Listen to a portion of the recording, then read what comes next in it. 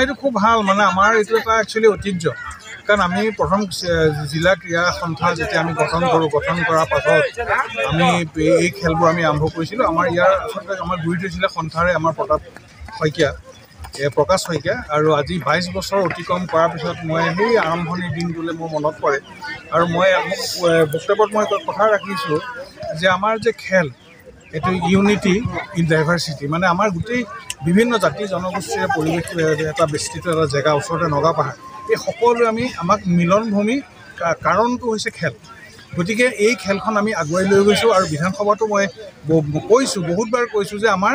যিবোৰ জেগাত আমাৰ নাগালেণ্ড আৰু অসমৰ কোনো ধৰণৰ প্ৰব্লেম নাই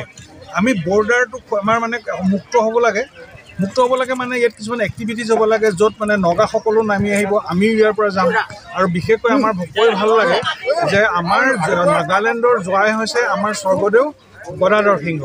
গতিকে আমাৰ এই বৈবাহিক সম্বন্ধটো মাজে মাজে আমাৰ চলিয়ে থাকে পাহাৰৰ বহুত ছোৱালী আমাৰ ইয়ালৈ বিয়া হৈ আহিছে আমাৰ ইয়াৰ ছোৱালীও নগালেণ্ডলৈ নগাৰ ল'ৰাই বিয়া কৰাইছে গতিকে আমাৰ এটা খুব এটা সম্প্ৰীতিৰ এটা মিলনভূমি আমাৰ এই ঠাইডোখৰ আৰু বিশেষকৈ এই খেলখন গতিকে মই এই খেলখনক কেনেকৈ আমি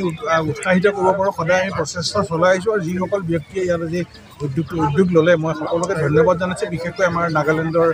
ডিমাপুৰৰ এজন আমাৰ ব্যৱসায়ী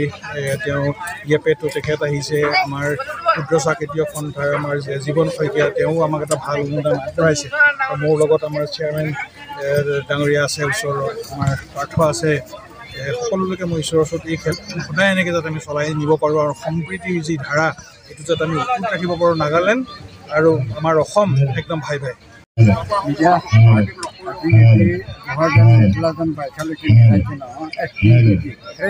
ভলিবল টুর্নামেন্ট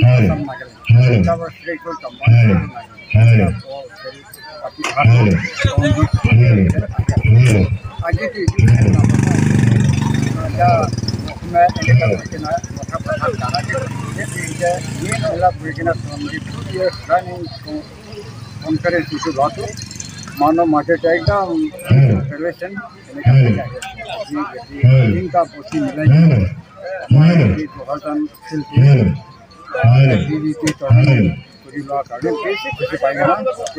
नागालैंड लगा रिपोर्ट करता नीचे भी दिखता ऊपर भी दिखता है तो हमारे टीचर एकदम पीस कोऑपरेशन पब्लिक कंट्री ने कर सके ना नमस्कार মোৰ নাম নিৰূপম শইকীয়া এনি ভাৰত 24 এটা নতুন অনুষ্ঠান লৈ আহি আছে জুবিনৰ গানে কি আনে তাৰ অডিশ্যনসমূহ অসমৰ প্ৰত্যেকটো ডিষ্ট্ৰিক্টত হ'ব আৰু এটা ৰিয়েলিটি শ্ব' হয় আপোনালোকে দিয়া ফোন নম্বৰ যোগাযোগ কৰিব পাৰে আৰু আপোনালোকৰ ওচৰলৈ এনেও গৈ আছে তেওঁলোক আৰু আশাবাদী যে আপোনালোকে এই অনুষ্ঠানটোত ভাগ ল'ব আৰু আশা থাকিল যে আমি খুব সুন্দৰ সুন্দৰ গায়ক দেখিবলৈ পাম ধন্যবাদ